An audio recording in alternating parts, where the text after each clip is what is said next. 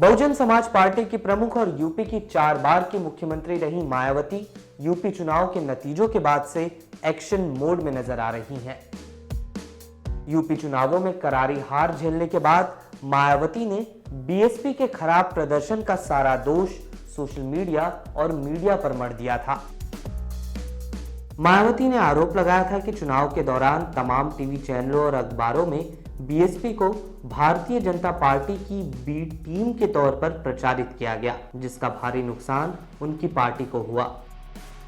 वहीं अब समाजवादी पार्टी के अध्यक्ष अखिलेश यादव के बीएसपी और बीजेपी में मिलीभगत के आरोपों का जवाब देते हुए मायावती ने न केवल अखिलेश यादव को बल्कि मुलायम सिंह यादव को भी घेरा। मायावती ने कहा कि बीजेपी से बीएसपी नहीं बल्कि सपा संरक्षक मुलायम सिंह यादव खुलकर मिले हुए हैं, जिन्होंने बीजेपी के पिछले हुए शपथ ग्रहण समारोह में अखिलेश यादव को बीजेपी से आशीर्वाद भी दिलाया था।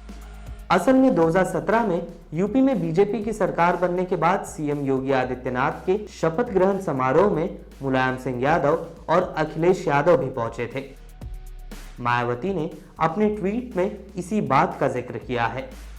मायावती ने मुलायम सिंह यादव की बहू अपर्णा यादव के बीजेपी में शामिल होने का हवाला देते हुए तीखा हमला करते हुए कहा कि मुलायम सिंह ने अपने परिवार के एक सदस्य को बीजेपी में भी भेज दिया है।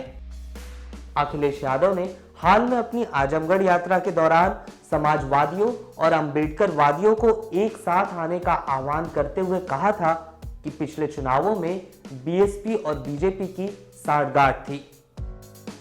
चुनाव प्रचार के दौरान भी अखिलेश यादव बहुजन समाज पार्टी पर इस तरह के आरोप लगाया करते थे। अखिलेश यादव की इन बातों का जवाब देते हुए बसपा प्रमुख मायावती ने कहा कि उत्तर प्रदेश में अम्बेडकरवादी लोग कभी भी सपा मुखिया अखिलेश यादव को माफ नहीं करेंगे, जिन्होंने अपनी सरकार में इनके यानी डॉक्टर अंबेडकर के नाम से बनी योजनाओं और अधिकांश संस्थानों के नाम बदल दिए।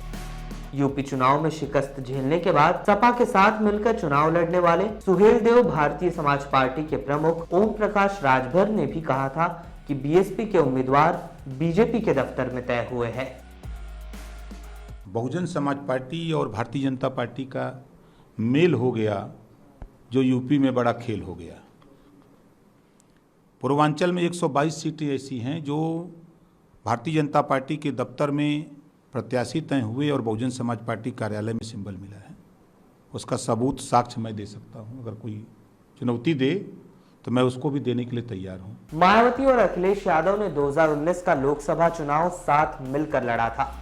इस गठबंधन ने यह दावा किया था कि सपा और बसपा के मिलने से यूपी में बीजेपी का सूपड़ा साफ हो जाएगा, लेकिन हुआ ठीक उलट।